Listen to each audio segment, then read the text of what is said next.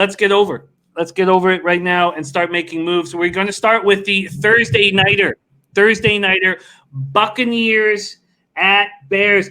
I was hoping, probably Bebsy was hoping that there might be some wind issues, some Chicago fall weather. No, gorgeous night in Chicago coming up.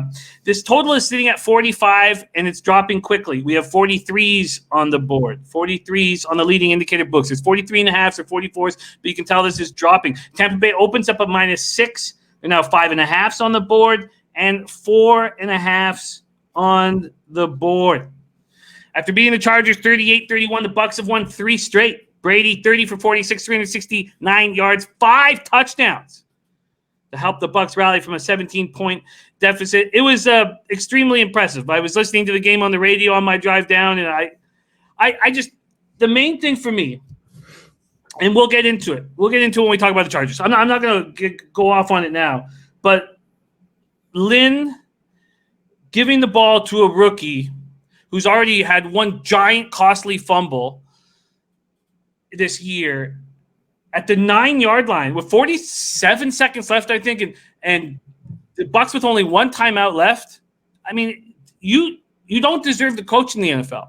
And we've seen Bill O'Brien get fired. And dominoes are going to start falling. And Lynn just, as a Madden player, I know not to give the ball back to a very dangerous quarterback when I could go into the locker room up 24/7. It was just appalling. But Brady will punish you when you make mistakes, and that's what he did. 5 different players caught TD passes: Miller, Evans, Howard, Brait, and Keyshawn Vaughn. Mike Evans goes 7 catches for 122 yards, but the Bucs are banged up. So Scotty Miller, hip groin; Chris Godwin, hamstring; Mike Evans, ankle, even though he's playing through it; Justin Watson, chest. None of them practiced today, and they're all questionable, today being Tuesday. O.J. Howard done for the year with the Achilles injury. Leonard Fournette will be a game-time decision. LaShawn McCoy is week to week. Defensive end Willie Golston and JPP are questionable. So this is a beat-up Buccaneers squad. The Bears coming off a very disappointing 19-11 loss at home to the Colts. I was on them. It made me extremely angry. Bears managed 269 yards of offense, only 28 on the ground. They were getting penalized. Foles was not doing much because this, as we talk about the Colts, and again, we'll wait till we talk about the Colts, but they're able to get a pass rush with 4 guys, so they have 7 back in the secondary, and you can't beat them. Colts did that without Darius Leonard. Ugh. So Khalil Mack is questionable. I expect him to be able to go. Sherrick McManus, their safety, is questionable, and Deion Bush, safety, left with a hamstring injury. He's questionable, but unlikely. I've heard Deion Bush unlikely. Take it away, Bebsy. Thursday nighter. You're running hot this year at 17-6, and you have stayed off the Thursday nighters so far. We've all noticed it. Maybe you make a move this week. Buccaneers, Bears. Look, the obvious pick here is the Bucs. The Bears have looked bad. Nick Foles was supposed to come in and be the savior. He wasn't. I look, it's home team or no team, right? On Thursday, that's what we say, home team or no team. So I'm going with no team because I do believe the Bucs are going to win.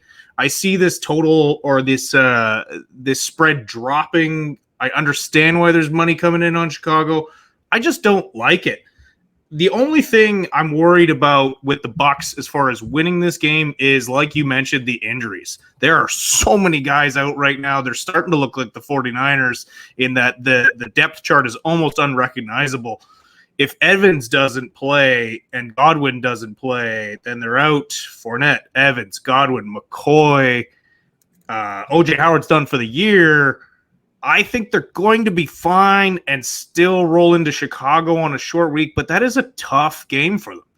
Short week on the road with most of your weapons out. They're down to Gronkowski and Brait. So, and Jones, and Ronald Jones looked terrible last week, dropping passes. So, look, logic dictates jump on Tampa, but the situation dictates staying off this game. Yeah.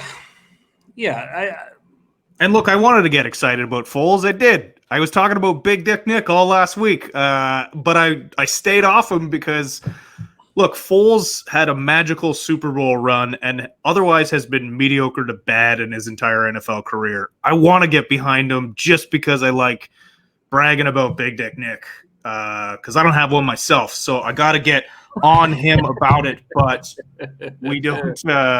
We know what he is. He's an average to below average quarterback. So everything says Tampa, short week on the road, ton of injuries.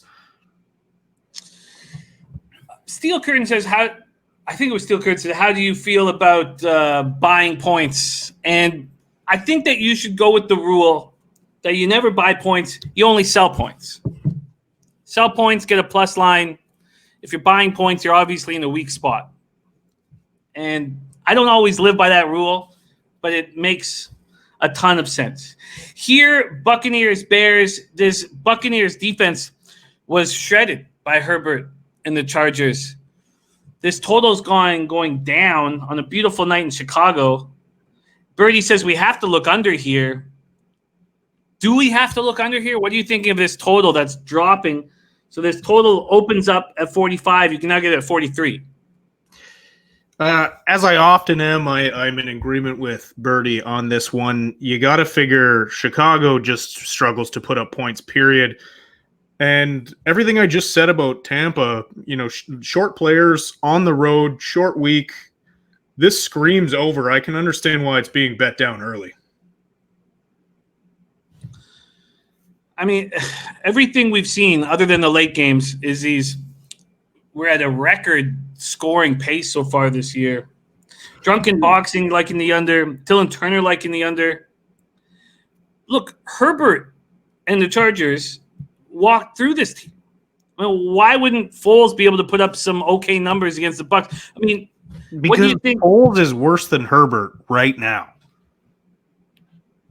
Herbert, look, he's impressed me week after week so far. Week one, again, I hate to beat a dead horse here, but we said the best thing about Herbert was starting without knowing he's starting. Then we both said, he's going to regress week 2. He still played well. He played well week 3. The kid looks good.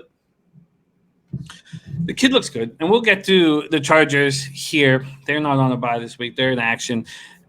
I think the Bears are an interesting look. But if you want the Bears, the Sharps have come in and bet the Bears.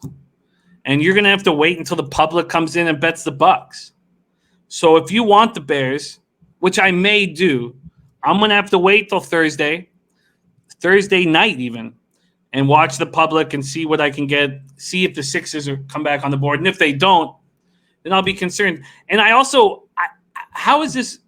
So if the Buccaneers put up 27 points, you're saying that I need 17 from the Bears to hit the over? I'm not entirely sure why this under is being hammered. I mean, can you give me a breakdown, if you were an under better, what you're looking at this or how you're looking at this? Because this Bears defense is not looking like the Bears defense of old. And the top 5 defenses of last year are all getting punished. They're all looking bad. What do you think of this Bears defense, and give me a reason why, even though you're not doing it, why you would bet the under in this game? Well, it has everything to do with what I said initially. The Bears struggle to put up points, period, and they have, regardless of their opponents. And Tampa is on a short week, and again, they could potentially be missing Evans. Godwin is probably out for another week. O.J. Howard is done for the season. Fournette is probably still out. There's just too many weapons down. Now, the O-line, as far as I know, is healthy. Tom Brady is healthy. That makes a huge, huge difference. But there's my reasoning for possibly betting the under here. There's so many players out, and it's a short week, and they're on the road. So everything suggests that they should struggle a little bit. Birdie says, I only say under because of the injuries, and the Bears D seems to be relatively healthy, and I like those Bucs D, so that's why I lean it. There's no way that Khalil Mack's not playing. So they're going to pump him full of whatever drugs they need to get him out there. He's going to swing by the Oval Office and grab some of that Regeneron that Trump's drinking to stay alive right now, and he's going to get into that game and he's going to play. So, not so injured on the Bears side, a little bit more injured on the Bucs side. Again, I'm not playing it. You asked for a reason why I would be on the under. There's why I'm on the under. Well, I don't know. I feel like a layman. I feel like a simpleton looking at this total being too low for a Buccaneers game. And I mean, when we're watching these Bucs play, it's score for score. And what I mean, Brady can move the offense to nobody's, and he's going to air it out regardless, which will open up the opportunities for pick sixes. Now, again, this is a bias. You know, I was listening just to the Bucs Chargers game on my drive, and it just seemed like it was just point after point after point after point. If you want the Bears, wait for the public to get involved, which I might do. But 43 points for a Buccaneers game, I might. Almax says 44 is too low. Try 43. I mean, the over 44, which is a plus line. So you're getting a plus line at over 44. Wow. All right. It's going to be 38-28. Almac, that's a bit high, don't you think? Is it? Have you watched this Bucs? These guys, their defense looks dicey. The Colts are the best defensive team in the league. And I know you could say who have they played, which is legitimate. All right. Yeah, they have not really faced a potent offense yet. God, just I'm sitting 16 and 17 on the year. What am I going to do? Go up against the market move and the sharps on the Thursday over? I want to. I think Thursdays are messy games in a regular year, and this year it's even worse. Like I hate Thursday night football. I want them to cancel it. I really do. I hate it for the players. I hate it for the fans. Whenever your favorite team plays on Thursday, it's a nightmare because you're wondering who's going to get hurt on short rest. Thursday night football sucks. It's got to go. I might not play a Thursday night football game all year. I might not bet one. The way you've been handling the season has been extremely impressive. So, and the pressure's on though now. It's letdown week for old Bebsy. There is your Thursday nighter. God, I mean, Super Tom is going to be in Chicago, and he's going to be able to call out every audible he wants. It's going to be no noise. Are you kidding me? I mean, and what this totals at 43 at the indicated books? He is a top 15 quarterback all time. I will give you that. Okay. Look, I want the over here. I want the over. And I don't need the Bears. And you know what? Maybe I'm with Dylan Turner. Whatever picks I make, I'm going to change the day of. Maybe that's the Tampa Bay Bucs team totals at 24.5. Honestly, like logic suggests that you should just take the bets, and I'm probably or the Bucs here, and I'm probably overthinking it, but I just don't like the traveling, injury, short week, everything. Every other bit of logic except for just the team versus the other team suggests that you should stay off it. But the Bears aren't very good. The Bucs are playing great. Jin Rummy has a fair line Bucs minus 4.5 or minus 5, and the total at 47.5. You know, why would I? You know what I should do is I should not just take the over. I should just take the Buccaneers over at 24.5. That's what it seems to be the smarter play there, Jimmy. All right. So it's team totals over 24.5 right now, but it's juiced. Bet 365. I mean, look how lucky it is being a book. It's at 20 cents in each direction. All you need is similar bets on each side, and you're rich. Should be minus 110 in each direction. I should be using Pinnacle, but whatever. Okay. Team total over 24.5 is what I'm looking at right now.